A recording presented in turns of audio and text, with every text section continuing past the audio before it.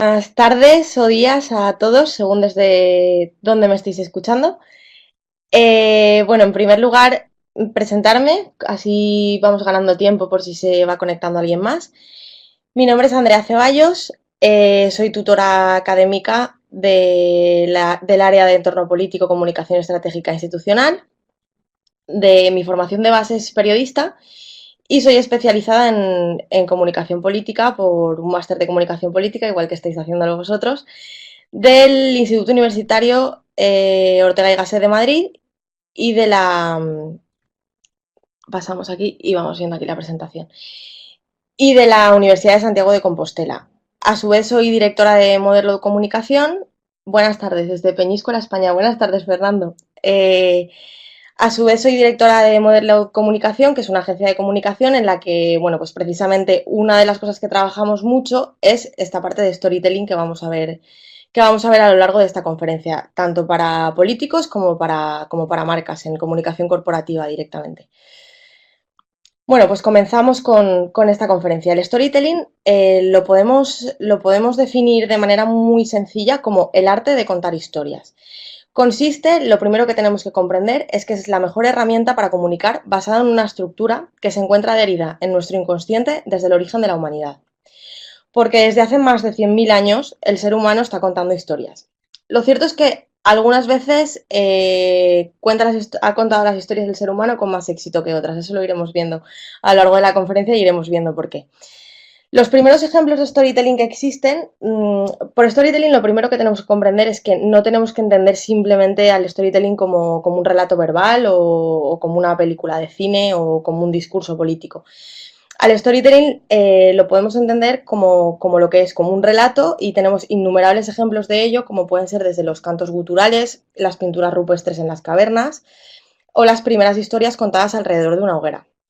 Porque al final todo esto eran formas, igualmente, igual que lo hacemos a día de hoy en otros formatos y a través de otros canales, eran formas de contar historias. Y lo más importante de todo es que todos contamos historias en nuestro día a día. Las historias han servido para crear lazos de unión entre humanos, para transmitir el conocimiento, para construir religiones y lo que lo engloba todo, para comunicarnos con los demás.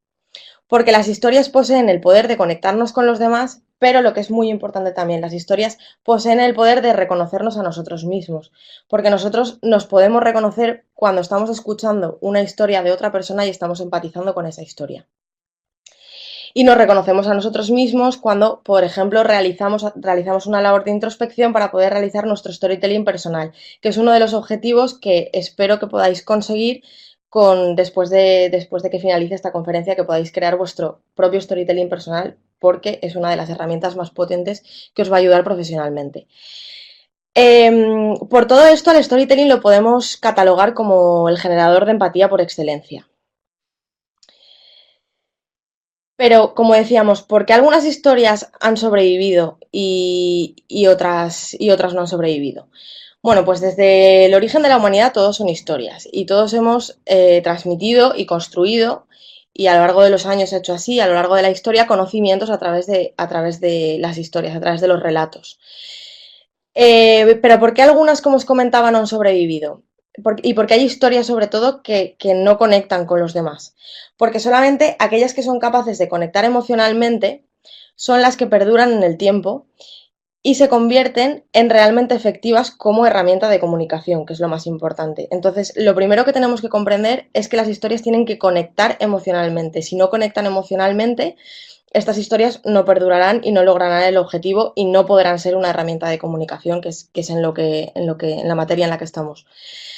Aquí hay que comprender que las historias son esencialmente emocionales más que racionales. Por ello, en un storytelling tenemos que apelar a los sentimientos siempre por encima de los datos. Los datos son fríos y está claro que en comunicación política los datos nos sirven especialmente pues para apoyar o refutar un argumento determinado, pues para poder apoyar una política determinada, una acción gubernamental determinada, y es necesario que en comunicación política utilicemos los datos. Pero tenemos que tener en cuenta que nunca nos servirán para conectar con los demás. En este caso, para poder conectar con los electores, que es con quien más nos interesa conectar en comunicación política. Para conectar con los electores, lo que nos servirá por encima de todo es apelar a los sentimientos. Pero, ¿Por qué nos impacta más este tipo de información? Vamos a verlo desde un punto de vista biológico y nos vamos a centrar para ello en el cerebro humano y en su estructura. Las diferentes partes del cerebro tienen funciones diversas, esto es lo primero que tenemos que comprender. Cuando el cerebro se enfrenta a una información, la envía a varias zonas para poder procesarla. La corteza cerebral es una capa delgada, una porción de tejido nervioso, lo que se conoce como materia gris, que cubre la superficie de los dos hemisferios cerebrales. Bien, el hemisferio izquierdo es el vinculado a la parte verbal, a lo que yo estoy haciendo ahora. Estoy utilizando mi hemisferio izquierdo y el razonamiento lógico. Y el hemisferio derecho está relacionado con las expresiones no verbales, con esto que estáis viendo, con la intuición, con las emociones, con la creatividad y con la parte artística. Entonces, con esto podríamos decir que el hemisferio izquierdo es el hemisferio encargado de la parte racional y que el hemisferio derecho es el encargado de la parte emocional. Aquí hay que comprender que la información que es capaz de emocionarnos penetra de manera más rápida en nuestra mente. Esto es lo primero que tenemos que entender. Penetra de manera más rápida en nuestra mente que cualquier otro tipo de estímulos. E impacta directamente sobre la amígdala cerebral. La amígdala la podéis ver aquí en la presentación, que es esta cosa chiquitita que tenemos aquí dentro del cerebro, y la podéis ver en la foto. La amígdala, para comprenderlo, forma parte del sistema límbico, también llamado cerebro reptiliano, porque este cerebro es el que posee la información genética más antigua de nuestro organismo. Y por ello es el encargado de nuestras reacciones emocionales. Vamos a verlo con un ejemplo muy sencillo. Os he querido poner como un ejemplo muy extremo para que lo entendáis mejor. Imaginaros que una persona, un ser humano, está en medio de la sabana africana, en medio del Masai Mara, y de repente es atacado por un león. Y consigue sobrevivir a este ataque. ¿Por qué el ser humano consigue sobrevivir al ataque del león? Bueno, pues el ser humano no consigue sobrevivir al ataque del león ni porque sea más fuerte ni porque sea más rápido que el león, eso está claro. Consigue sobrevivir al ataque del león porque ha sentido una emoción antes que la ha sentido el león. En este caso la emoción es el miedo, que es una de las emociones más fuertes que podemos sentir. Y esta emoción le ha permitido tener una reacción emocional que se ha traducido en una reacción más fuerte. Cualquier sensación de peligro, como en este caso, activa la amígdala cerebral, que es lo que os comentaba antes. Esto es lo que Daniel Goleman en inteligencia emocional llama el secuestro de la amígdala. Vamos a verlo a través de este vídeo. Conectamos este vídeo y veis mejor en qué consiste el tema de la amígdala y cómo opera dentro de nuestra cabeza.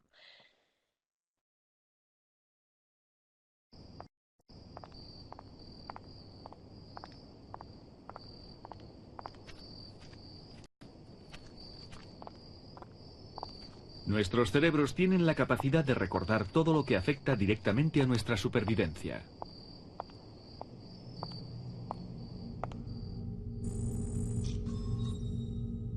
Cualquier sensación de peligro activa la amígdala.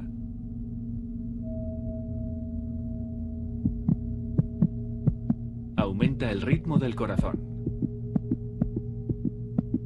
La glándula adrenal, situada encima del riñón, recibe una señal del tálamo que induce la secreción de una hormona llamada adrenalina, que a su vez incrementa la velocidad del corazón.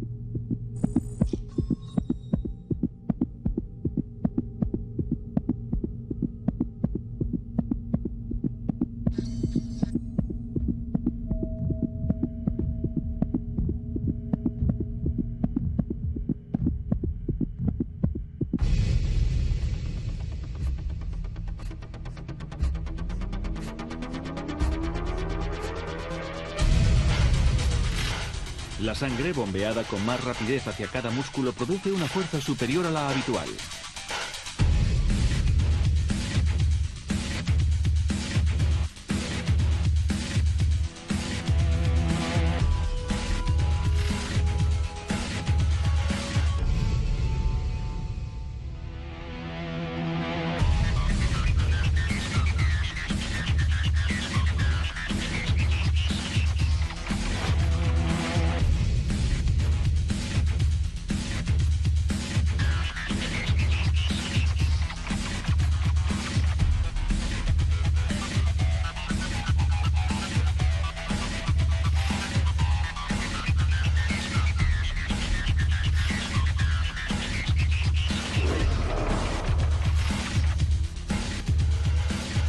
esta reacción se la conoce como de lucha o huida. Esta nueva e inesperada fuerza que se genera en situaciones peligrosas forma parte de nuestro instinto de supervivencia.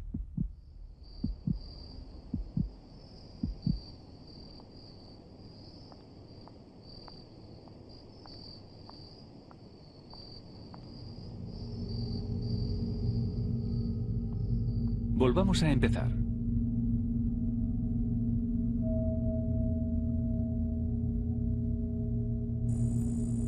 La amígdala reacciona a una sensación de peligro. Induce la secreción de adrenalina, la hormona del estrés, a través de la glándula adrenal, y el corazón empieza a latir más rápido. Los músculos se preparan para luchar o salir huyendo.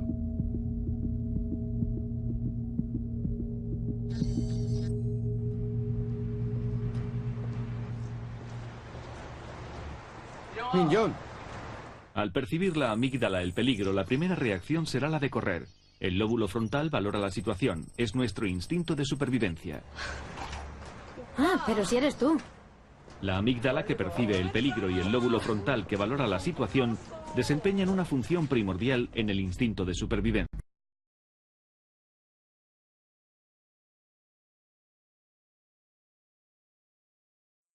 Comentando. Por todo esto, las historias o relatos son una herramienta muy potente para movilizar a las personas, a todas las personas que nos estén escuchando un relato o que lo estén viendo. Mientras que los estímulos que únicamente son informativos o argumentativos nos invitan a la reflexión. Los estímulos que son emocionales nos invitan a actuar, a tomar partido, como acabamos de ver en el vídeo. En resumidas cuentas, los relatos con carga emocional lo que consiguen es activarnos. Ahora bien, es cierto, como hemos comentado, que no todas las historias han conseguido sobrevivir en el tiempo. Solamente lo han hecho aquellas que eran capaces de conectar emocionalmente con quien las escuchaba. Además, nuestro cerebro, de cada información que recibe a partir de los sentidos, va buscando relatos para poder dar coherencia y comprender mejor la información. Visto toda esta parte biológica, pasamos a ver la estructura y las fases del storytelling. Bien, para comprender la estructura y las fases del storytelling, primero nos centraremos en tres autores para comprender de dónde surge esta estructura. Joseph Campbell, escritor y profesor norteamericano, descubrió, a través de la investigación de muchísimas historias, de muchísimos mitos, de muchísimas leyendas, descubrió que se producía la repetición de un molde o un patrón básico en muchos de estos relatos. Y que en muchos de estos relatos, además, se hacía referencia a un dios, a una divinidad, a un salvador, a un héroe. El relato lo descubrió y lo plasmó en su obra El héroe de las mil caras, que fue publicada en 1949.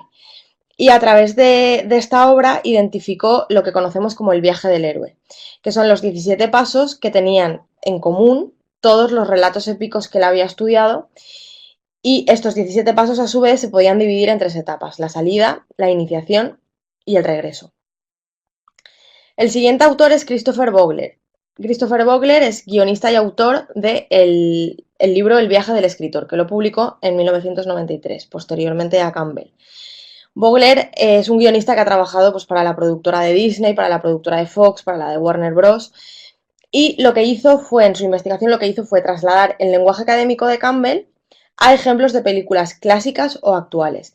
Entonces lo que hizo fue tomar ese patrón de Campbell para que escritores y guionistas pudieran enriquecer sus historias de esta forma. Entonces lo que hizo fue reducir el monomito de Campbell, del viaje del héroe que acabamos de comentar, que tenía 17 pasos, lo redujo a 12 pasos. El objetivo de su trabajo al final era mostrar una guía, una hoja de ruta para los guionistas. El siguiente autor, que es fundamental también comprenderlo para comprender lo que es la estructura del storytelling, es Vladimir Prop. Como vemos, es un autor muy anterior a Campbell y a Vogler. Prop nació a finales del siglo XIX. Prop era un profesor ruso que realizó un profundo estudio de los cuentos populares rusos, así como Campbell se expandió más en relatos un poco de todo el mundo. Prop lo centró en Rusia.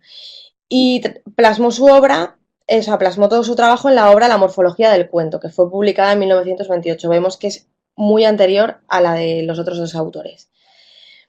Bien, esta es la base de la que parte la estructura que vamos a ver ahora, ¿vale? Entonces, ahora lo que tenemos que comprender es que esta estructura que os voy a presentar y que os voy a explicar punto por punto, os va a servir si mañana, después, cuando acabe esta conferencia, queréis configurar vuestro relato personal o si en algún momento determinado en vuestro trabajo tenéis que crear un relato. La estructura que vamos a presentar sigue los pasos de Vogler, que habíamos dicho que eran 12, que reducía el monomito de Campbell de 17 a 12. Y vamos a añadir uno fundamental que Vogler también hace referencia, pero bueno, nosotros lo insertamos aquí, un paso fundamental de Prop. Lo insertamos aquí para que al final vosotros, cuando tengáis que utilizar para crear un storytelling, tengáis esta guía y tengáis esta guía con 13 pasos, que aquí seguro que no se os escapa absolutamente nada. Vale, entonces, la primera fase, cuando comenzamos a realizar el relato, la primera fase es el mundo ordinario. El mundo ordinario al final es el mundo común del héroe, antes de que comience su viaje, antes de que comience su aventura, antes de que se enfrente al reto. Es el mundo ordinario donde vive, con quién se relaciona, cómo es su vida. Es la introducción, básicamente, esta parte es la introducción al storytelling que nos pone en contexto. Hay que tener en cuenta que contra más y mejor describamos este mundo ordinario del héroe, más después podremos comprender ese cambio que va a realizar desde este mundo ordinario al mundo mágico que ahora veremos. Bien, la segunda fase es la llamada a la aventura. Una vez hemos presentado este mundo ordinario del héroe, es cuando se produce la llamada a la aventura. Al héroe se le plantea un desafío, una aventura o un reto. Esta llamada también se le conoce como el catalizador, porque es fundamental. Si no tenemos la llamada a la aventura, no tenemos historia ni tenemos relato. Aquí el héroe se enfrenta a un acontecimiento que le hace escoger entre varias opciones. Es interesante e importante que le haga escoger entre varias opciones, que no sea al final escoger entre esto y esto y que sea una decisión sencilla. Cuanta más presión insertemos en esta etapa y más importante sea la decisión que debe tomar el héroe, más conseguiremos conectar con el público. Entonces, se trata mucho de jugar con la intensidad cuando estamos creando un storytelling, ¿vale? Por poneros un ejemplo para que todos lo comprendáis, me imagino que la mayoría habréis visto el Señor de los Anillos. Entonces, esta fase sería, por ejemplo, cuando Frodo se enfrenta al anillo y le hablan del anillo y del poder que tiene el anillo. Esta sería la llamada a la aventura esa que siente. Vale, la tercera fase es el rechazo de la llamada. Bueno, también es importante, perdonadme que haga un inciso, que comprendáis que no en todos los storytellings que os vayáis a encontrar van a estar reflejadas estos 13 pasos, ¿vale? Habrá algunas historias en las que veáis que falta alguno, o que no es exactamente este orden, o que hay fases que se solapan. Esto va a depender al final del relato y de las características que tengamos, ¿vale? Porque si tenemos unas características pero no nos permite introducir una de las fases, no podemos introducirla. Vale, retomamos. La tercera fase es el rechazo de la llamada, ¿vale? Aquí el héroe rechaza esta aventura, este reto o este desafío que se le ha presentado en la fase anterior, que era la llamada a la aventura. ¿Por qué? Porque al héroe le cuesta salir de su zona de confort. En la primera fase hemos presentado su mundo ordinario, hemos presentado cómo vive, cuál es su zona de confort. En la segunda fase ha recibido la llamada de la aventura y en la tercera rechaza esa aventura porque no quiere salir de esa fase de confort que hemos presentado previamente en su mundo ordinario. Este hecho también añade intensidad al relato, que el héroe no quiera salir de su zona de confort y que acepte la llamada directamente. Aquí sería, por ejemplo, retomando el ejemplo del Señor de los Anillos, cuando Frodo le entrega el anillo a Gandalf. El cuarto punto es el encuentro con el mentor, con el sabio. Tras rechazar esa llamada, tras rechazar ese reto, existe una o varias personas, según el relato ante el que estemos, que ayudan a tomar la decisión al héroe. Entonces, el mentor en este caso, es esa persona, es el que le hace aceptar la llamada y lo entrega al héroe para su aventura. En esta fase, el héroe adquiere unas determinadas provisiones, unos conocimientos y una confianza necesaria para poder vencer a sus miedos y poder enfrentarse a ese reto, a esa aventura que se le estaba presentando en la fase 2. El mentor al final es una persona con mayor experiencia que él y le ofrece sus conocimientos para que pueda enfrentar ese reto. Entonces es una persona completamente necesaria también en los relatos. En Frodo, por ejemplo, en El Señor de los Anillos, el mentor de Frodo sería Gandalf. La siguiente fase es la aparición del objeto mágico. Vale, la aparición del objeto mágico suele ir unida a la aparición del mentor. O bien aparece después de la aparición del mentor, o es el propio mentor muchas veces el que entrega el propio objeto mágico, que es el que le da ese valor al héroe que en un momento determinado le faltaba, ¿vale? Es habitual que sea el propio mentor el que entregue el objeto mágico y se trata de un objeto repleto de carga simbólica que le ayudará al héroe siempre a enfrentarse a ese reto. En el caso de Frodo está muy claro, sería el anillo, pero existen muchísimos ejemplos de objetos mágicos que podemos encontrar en muchísimas historias. Por ejemplo, en Harry Potter sería la varita, en James Bond sería la pluma estilográfica, y por entrar en un ejemplo político de España sería, pues en Adolfo Suárez, el presidente de la transición española, serían los pactos de la Moncloa. Con esto podéis ver que el objeto mágico al final no tiene por qué ser un objeto como tal. Pueden ser muchísimas cosas y al final es que cumpla su función dentro del relato. El objeto mágico sí que es muy importante que esté muy bien presentado y muy bien escenificado dentro del relato, para que pueda cumplir la función que tiene tan importante dentro de la historia. La sexta fase es el cruce del primer umbral. El héroe abandona el mundo ordinario para introducirse en el mundo especial o el mundo mágico. Esto, por ejemplo, lo vemos retomando otra vez el ejemplo del Señor de los Anillos. A ver, perdonad, que leo que no se escucha la voz. Vale, que se escucha bien. Vale, disculpa, Franklin, espero que puedas solventarlo. Bueno, lo que os estaba diciendo, la sexta fase, el cruce del primer umbral. Retomando el ejemplo que estábamos poniendo del Señor de los Anillos, bueno, pues sería en el momento en el que Frodo y Sam están saliendo de la comarca y Sam se queda parado y Frodo le dice, ¿por qué te paras? Y le dice, porque si doy un paso más seré lo más lejos que he estado de mi casa nunca, ¿vale? Es una frase y es una escena que representa perfectamente ese cruce del primer umbral. Es cuando el héroe abandona su mundo ordinario para introducirse en el mundo mágico. Es esa transición que se produce tan importante. La séptima fase es la fase de pruebas, aliados o enemigos. A esta fase, según la estructura del autor que estamos leyendo, también se le puede conocer como la fase de aprendizaje. Aquí el héroe se enfrenta a pruebas, se encuentra aliados, enemigos, de forma que se enfrenta a muchos enemigos, de forma que se enfrenta a ese mundo especial que estábamos hablando. Le permite evolucionar emocionalmente mucho esta fase y ganar sabiduría y valor. Por ello es importante prestar mucha atención sobre los retos y pruebas que va a enfrentar el protagonista. En este punto hay que pensar en la audiencia. Pueden ser grandes retos, pero hay que tener en cuenta que nunca tenemos que presentar retos que sean imposibles de alcanzar. Es decir, cuando una persona esté escuchando nuestro relato personal o el storytelling que estemos construyendo, es importante que él vea cómo el héroe consigue enfrentarse al reto, que con mucho esfuerzo, que con muchísimo sacrificio, sobre todo en esta fase de aprendizaje, consigue acercarse a su objetivo, pero que nunca sea un esfuerzo sobrenatural, sobrehumano y que sea imposible.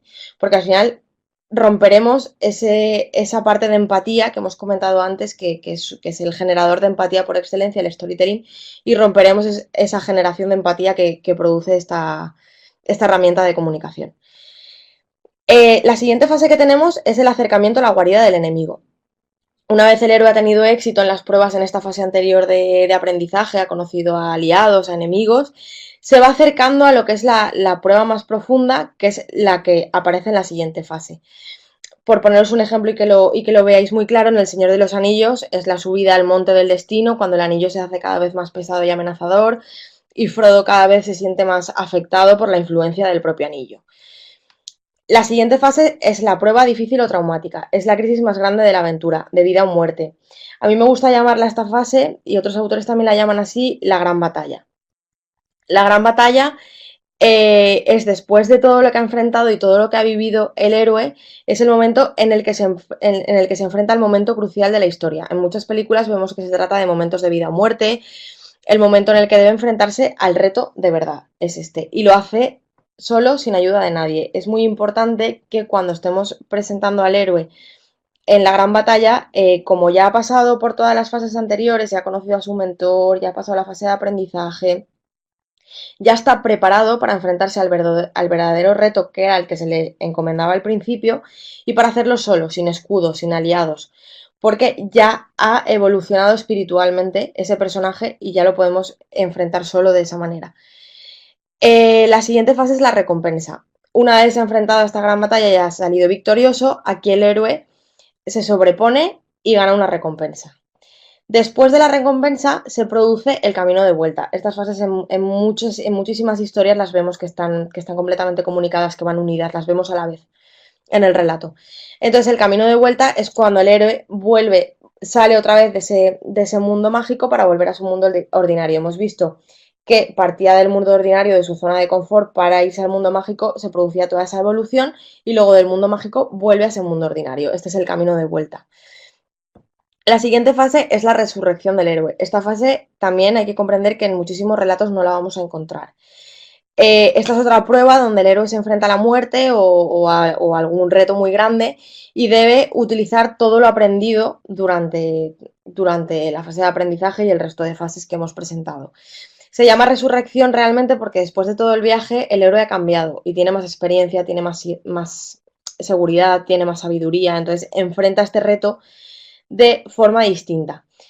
Lo que tenemos que tener en cuenta es que hay muchos relatos que no cuentan con esta fase, porque si en la fase de la gran batalla hemos alcanzado un nivel muy alto de intensidad, no es recomendable tampoco introducir la resurrección del héroe, porque igual conseguimos el efecto contrario, porque ya habíamos llegado a un tope en el que ya tenemos que volver y abandonar la historia, y no podemos subir más porque igual conseguimos que se desconecte la gente de la historia, que es justo todo lo contrario a lo que queremos.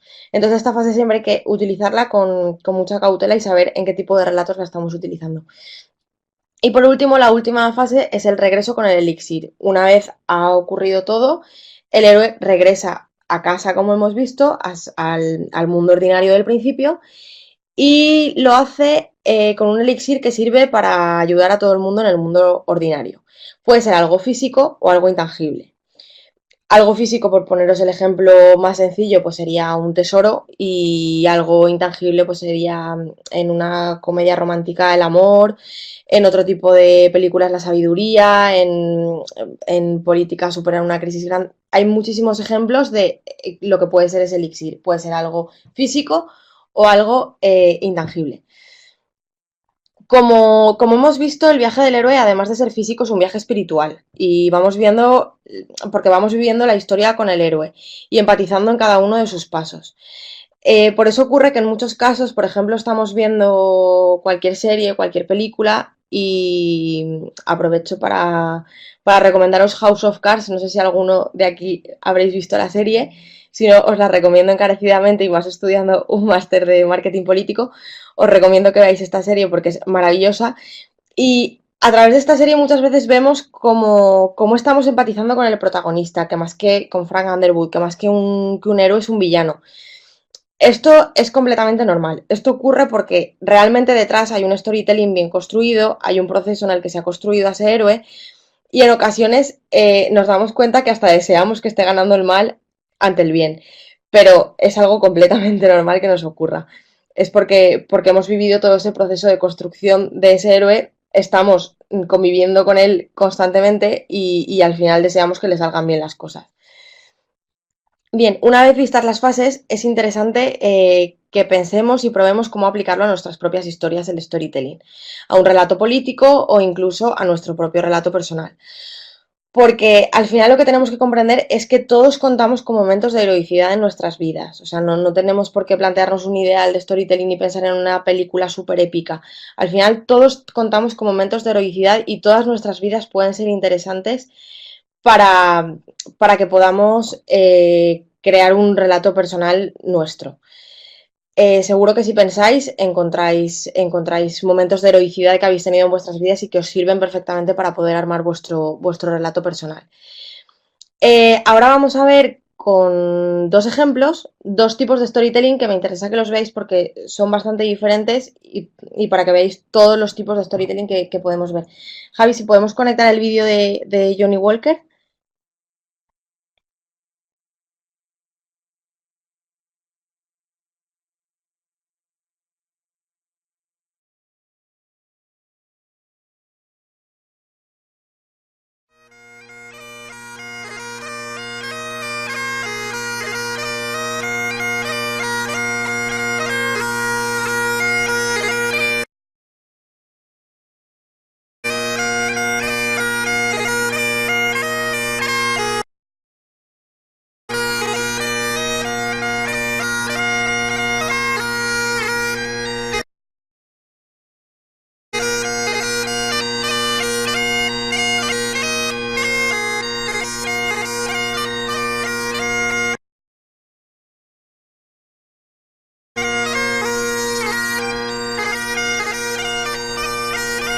gaitero!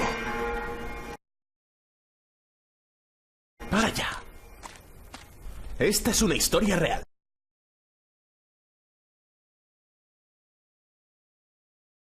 Sobre un joven llamado John. Un sencillo granjero.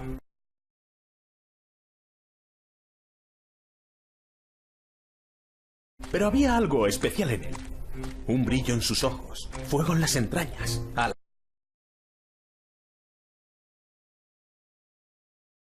en sus pies.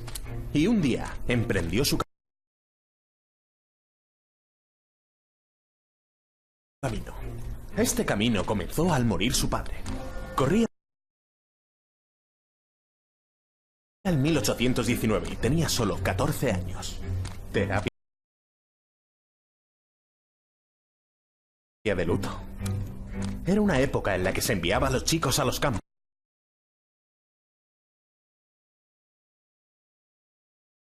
a las fábricas, a las minas. Tiempos difíciles.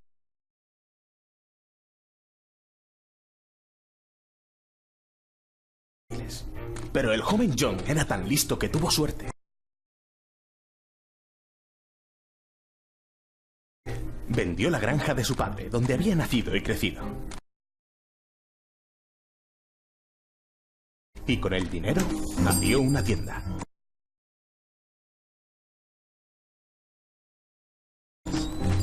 Una gran responsabilidad para aquel chaval. Su propia tienda en Kilmarnock.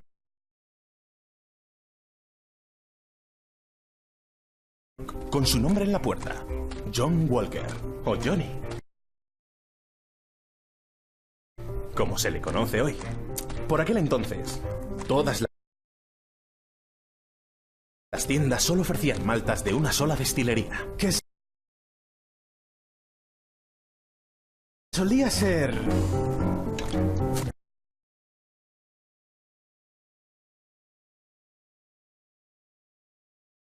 de dudosa calidad.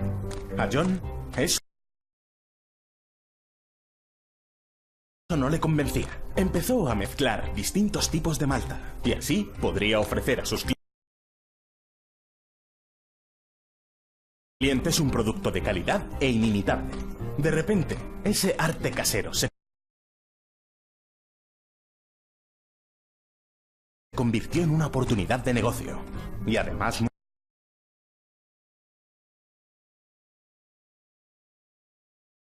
muy rentable.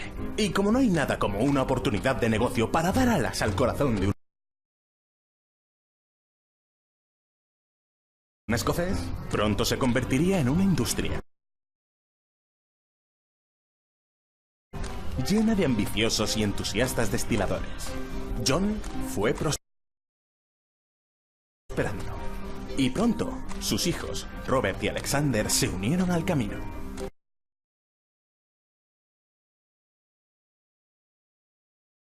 Los Walker se convirtieron en el nombre más importante de una industria floreciente. Eran imparables. En una arriesgada OPA hostil a los siglos XIX, compraron la célebre destilería de Cardup.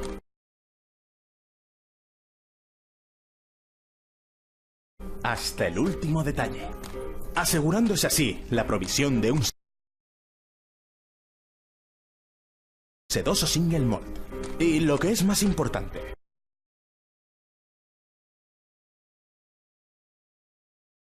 que ningún otro destilador pudiese apropiarse de él.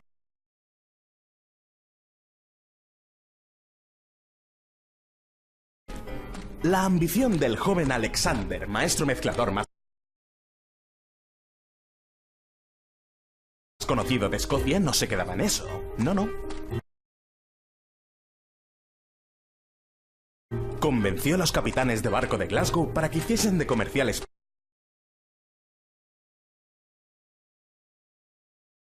para él y llevasen el whisky con el nombre de su padre por todo el mundo. En 1860, creó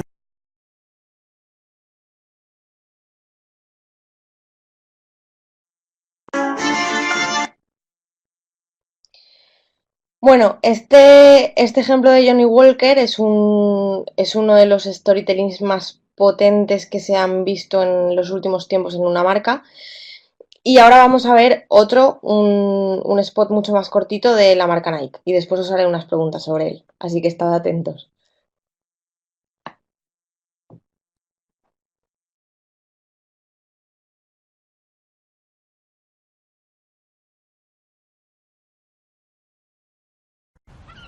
You're so far away.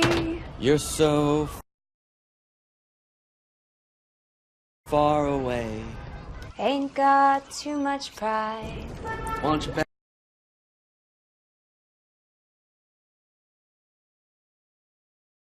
back by my side? Well, baby, I want that too. Baby, I would run to.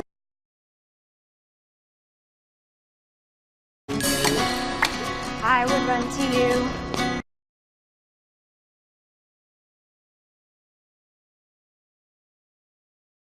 And I would run to you.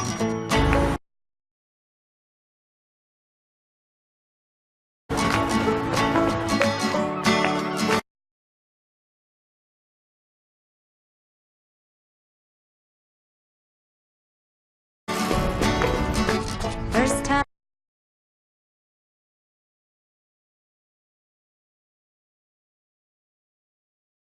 You talk to me. I knew we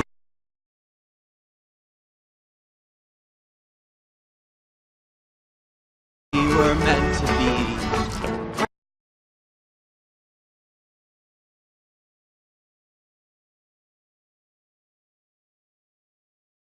And we finally embrace.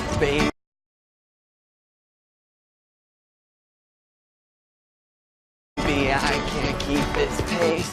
I love you there.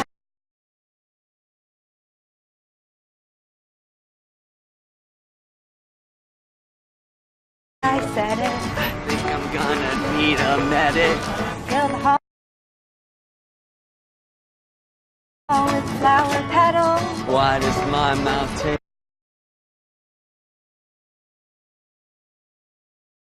like metal? Maybe I might die without you. Baby, I might die.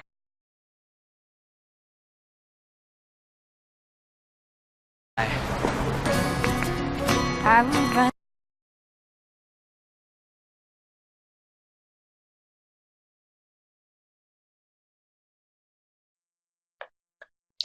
Bueno, este es otro ejemplo de storytelling. Vemos que las dos historias no tienen absolutamente nada que ver una con otra y son dos buenísimos ejemplos de storytelling, en este caso en comunicación corporativa.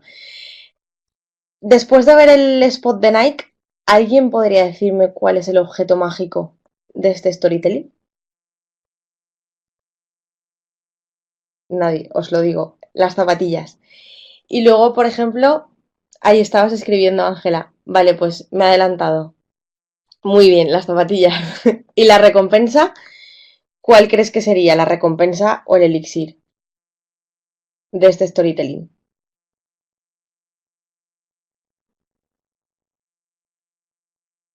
La unión, por ejemplo. La recu- No, exacto. La recompensa realmente de este storytelling es el amor, que es cuando se unen.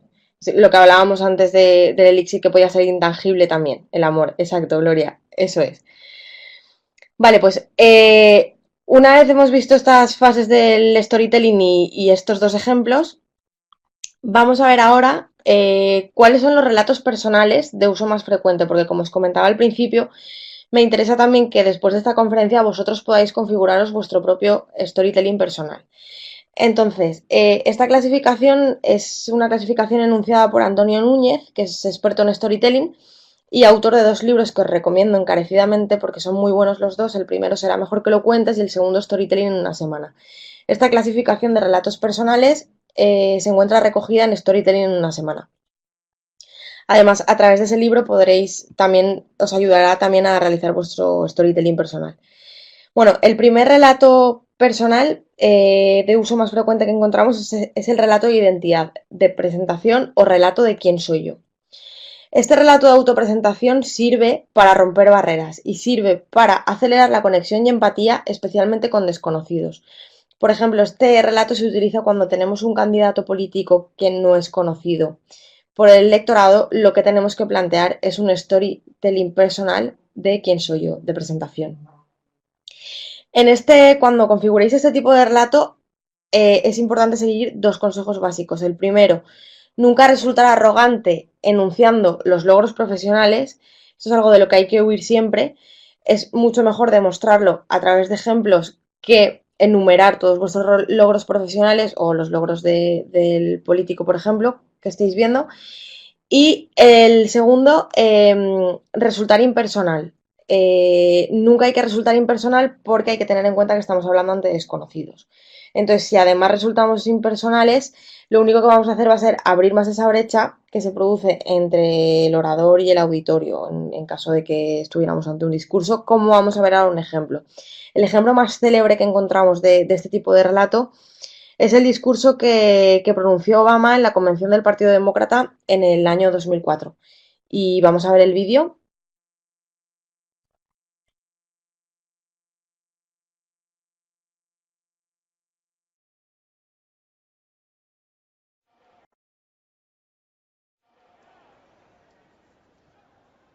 On behalf of the great state of Illinois, crossroads of a nation, land of Lincoln, let me express my deepest gratitude for the privilege of addressing this convention. Tonight is a particular honor for me because, let's face it, my presence on this stage is pretty unlikely. My father was a foreign student, born and raised in a small village in Kenya. He grew up herding goats, went to school in a tin roof shack. His father, my grandfather, was a cook, a domestic servant to the British. But my grandfather had larger dreams for his son. Through hard work and perseverance, my father got a scholarship to study in a magical place, America, that shone as a beacon of freedom and opportunity to so many who had come before. While studying here, my father met my mother. She was born in a town on the other side of the world, in Kansas.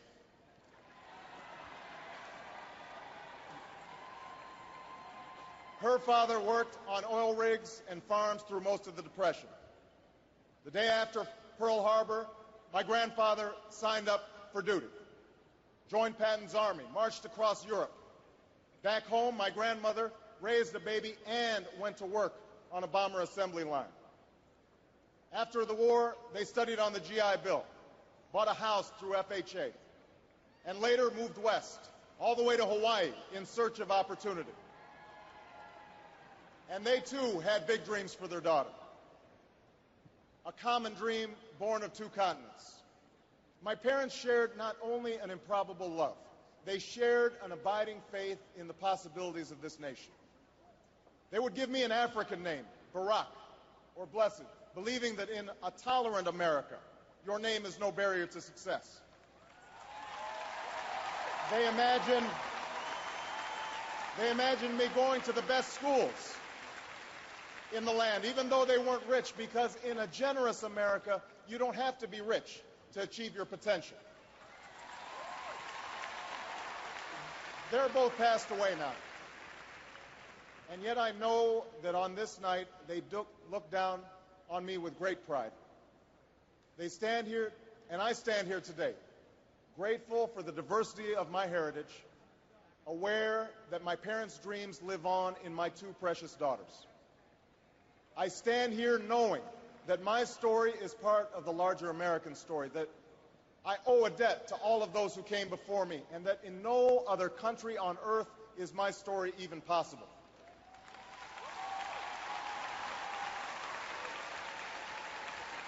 Tonight, we gather to affirm the greatness of our nation. Not because of the height of our skyscrapers, or the power of our military, or the size of our economy. Our pride is based on a very simple premise, summed up in a declaration made over 200 years ago. We hold these truths to be self-evident, that all men are created equal, that they are endowed by their Creator with certain inalienable rights, that among these are life, liberty, and the pursuit of happiness. That is the true genius of America. A faith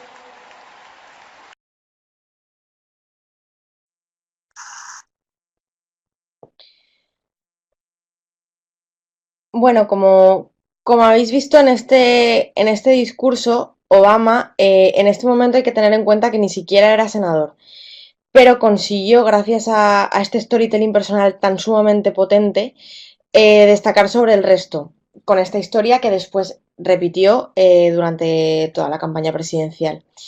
Aquí vemos también cómo Obama convirtió uno de sus puntos débiles, pues ser afroamericano, tener un origen exótico, el tema de su nombre, cómo consiguió cómo sus puntos débiles consiguió convertirlos en puntos fuertes y convertirse en la encarnación del mito del sueño americano, que se consigue gracias a la igualdad de oportunidades. Con esto lo que os quería mostrar es que el ejemplo del storytelling de Obama, del storytelling personal de Obama, es un ejemplo de storytelling prácticamente perfecto, de un storytelling de relato de presentación de quién soy yo. El segundo tipo de relato personal más habitual que podemos encontrar es el relato de ¿para qué estoy aquí? Este relato sirve para aportar credibilidad. Se eliminan los intereses ocultos que resultan oscuros y se presenta a la audiencia lo que ofrecerás. La gente nunca colaborará con nosotros si piensa que estamos ocultándole algo. Esto es una cosa muy importante en política y algo que se debe empezar a comprender. Siempre que se piense que se está ocultando algo, nunca vamos a conseguir absolutamente nada y la gente nunca va a confiar en nosotros y nunca va a colaborar con nosotros y muchísimo menos nunca nos va a votar. Este tipo de relato de ¿para qué estoy aquí? Es muy empleado sobre todo en muchas ONGs que van directamente al grano, cuentan exactamente cuál es su objetivo y para qué están aquí y qué es lo que quieren lograr de nosotros y cuál es su objetivo. El tercer tipo de relato personal más común que utilizamos que encontramos es el relato visionario. El relato visionario es uno de los relatos más épicos de todos. Se trata de explicar aquí cuál es tu visión particular de un futuro hipotético. Con este relato lo que se consigue es hacer tangible una visión abstracta porque es un futuro. Y entonces lo que conseguimos es que el futuro se convierta también en algo más tangible y en algo más cercano. Hay que describir muy bien los detalles de la situación que planteas para el futuro para que se comprenda bien. Uno de los ejemplos más célebres es el discurso de Martin Luther King desde las escalinatas del monumento a Lincoln durante la marcha en Washington por el trabajo de la libertad en 1963. No vamos a ver este discurso porque es tremendamente largo y nos quedaríamos sin tiempo, pero os recomiendo a todos, si no lo habéis visto, que me imagino que lo habréis visto, que lo veáis, porque es uno de los discursos más míticos de la historia contemporánea. Y es un ejemplo clarísimo de relato visionario, como Martin Luther King está hablando de un futuro hipotético, de un futuro en el que él cree en su visión de futuro, que es un futuro en el que en América no existe el racismo, en Estados Unidos. El siguiente relato es el relato educativo. Este tipo de relatos son muy útiles cuando, por ejemplo, hay que explicar algún proceso técnico a alguien que carece de esos conocimientos. Los relatos educativos lo que buscan es captar la atención proyectiva de la audiencia para que el aprendizaje sea más intuitivo, más rápido y especialmente más sencillo. Cuando haya que aplicar alguna idea abstracta, será muy útil utilizar un relato concreto con personajes que hagan vivir a la audiencia lo que les intentas contar. Es decir, en este relato lo que intentamos hacer es que como hay que hablar de un aspecto más técnico que la gente o que el auditorio no es especializado y no lo va a comprender, lo que hacemos es que aprendan por imitación. Ponemos un ejemplo de una persona y entonces se aprende por imitación en este tipo de relatos. El siguiente tipo de relato más común es el relato de valores en acción. Ese también es un relato bastante famoso del que podemos encontrar bastantes ejemplos. Este relato es muy útil también para poder destacar sobre nuestros competidores. Por ejemplo, imaginaos que vais a una entrevista de trabajo o que queréis que vuestro jefe os asigne una labor concreta a vosotros y no al resto, necesitáis que os escojan entre otras personas en cualquier proceso de selección. Lo más útil es emplear en estos casos un relato de valores en acción, porque con este tipo de relatos lo que hacemos es demostrar cómo somos y cómo nos enfrentamos a situaciones similares en el pasado. Es decir, aquí no se trata de demostrar nuestra capacidad o nuestra preparación. Lo que se trata es de decir que estamos preparados, pero de decirlo con hechos. El siguiente tipo de relato que tenemos es el relato de sé lo que estás pensando. Antes de realizar el storytelling es importante conocer a la audiencia a la que va destinado, porque cuantos más detalles conozcamos sobre el target al que estamos destinando nuestro relato, más probabilidades tendremos de conectar con ellos mediante nuestra historia. Es muy importante también saber cuando analicemos a nuestro público si existe alguna idea preconcebida o algún prejuicio, porque lo que tenemos que hacer con ese prejuicio es tratar de solventarlo a través del relato. Esto en el relato de Obama, a pesar de ser un relato de presentación, también tiene parte de sé lo que estás pensando. Porque lo que consigue es que con todos esos prejuicios que había sobre él, consigue ir rompiéndolos uno a uno a través de su presentación. Aquí también podemos poner otro ejemplo. Piensa que vas a una entrevista de trabajo y eres demasiado joven para el puesto que tienes delante. Entonces, en lugar de decir que eres una persona muy madura o que eres una persona muy preparada o que has estudiado esto, que has estudiado lo otro y hacer un resumen de tu currículum, lo que puedes decir es cómo resolviste una crisis determinada, algo que sea impactante y que pueda ser aplicado a la empresa a la que estás postulando ese puesto de trabajo, cómo resolviste esa crisis en ese momento determinado. O sea, al final aquí de lo que se trata es de enfocar el relato para superar unos obstáculos que existen preestablecidos. Por último vamos a ver el storytelling en comunicación política. Es muy importante porque se convierte en la principal técnica de comunicación para construir el relato político. Es básico el storytelling en política. Donde se emplea la técnica con mayor intensidad dentro del ámbito de la comunicación política es bien en la comunicación gubernamental y especialmente en la campaña electoral. El ejemplo más claro que tenemos de storytelling en política lo encontramos en los anuncios televisivos de Ronald Reagan titulados Is Morning Again in America, Amanece nuevamente en América, creados para la campaña presidencial de la reelección de Reagan en 1984. Vamos a ver uno de estos vídeos que son cortitos y...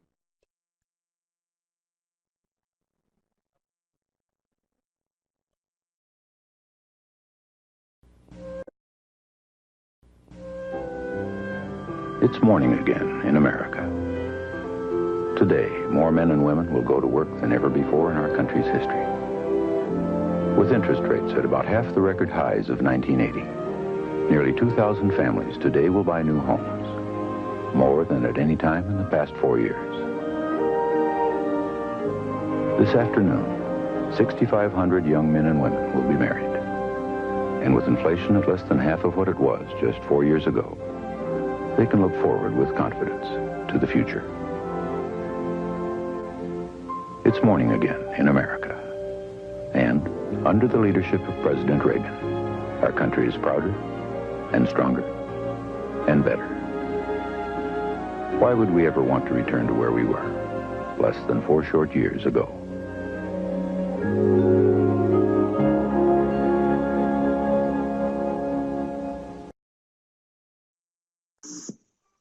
Bueno, a pesar de ser un poco más antiguo, este spot es un ejemplo muy claro del storytelling en política y de uno de sus usos que tiene. Como vemos al final, la finalidad del storytelling en política es básicamente una, que es la persuasión.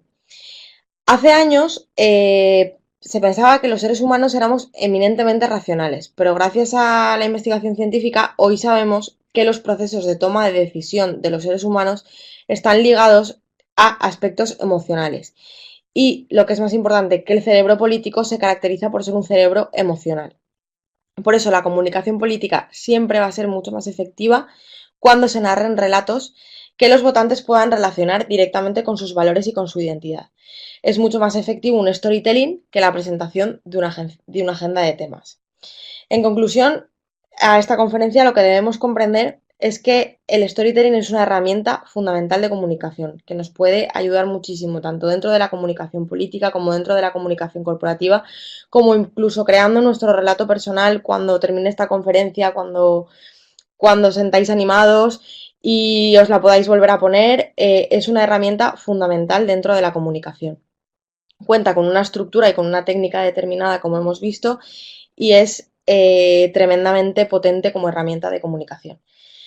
Entonces, no sé si tenéis alguna pregunta. Te estoy leyendo, Mauricio, que luego, si te parece bien, os envío por el foro bibliografía para que podáis completar más toda esta parte de storytelling, ¿vale? Y te pongo bibliografía exclusiva para que puedas ver el tema de los relatos educativos.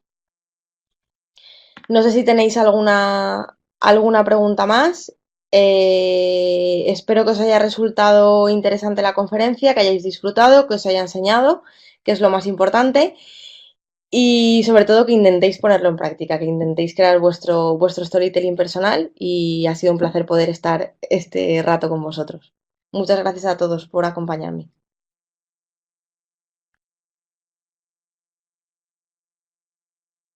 Vale, aquí está Eduardo, a ver.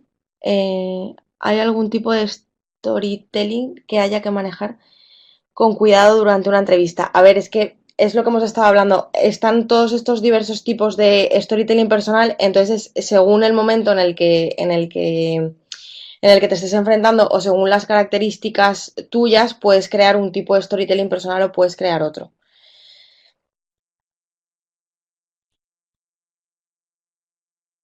Es interesante buscar algún tipo de antagonista. Sí, es interesante.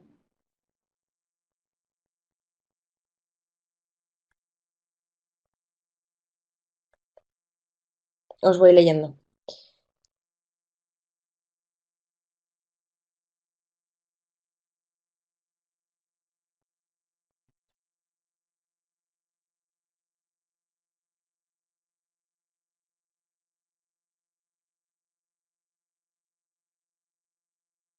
Muchas gracias a ti, Gloria, por acompañarnos.